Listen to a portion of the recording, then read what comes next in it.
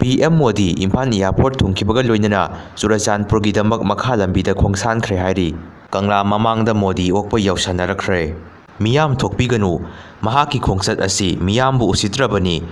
khukam pan Kaksing district ki mafam kayada Narendra Modi gi khongsat ki mayokta kholaw kaya lawkhre Modi gi khongsat ki mayokta maklangda yaningdaba kholaw lawduna khongjang sangsinkhre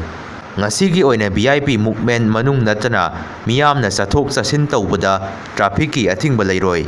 Modi na laklaga project khara sangaba amasung urep tamlaga laikhidraba singi thawai ga mantikna gadawribra nando luwang nungsi BJP thadoklaga Congress yaubani miyamna BJP da vote pibiraganu Radha Kishore PM Modi Churachandpur yaukhrei nong leptana tabana maram oiraga hauzik Churachandpur gi lambi ising chawba hore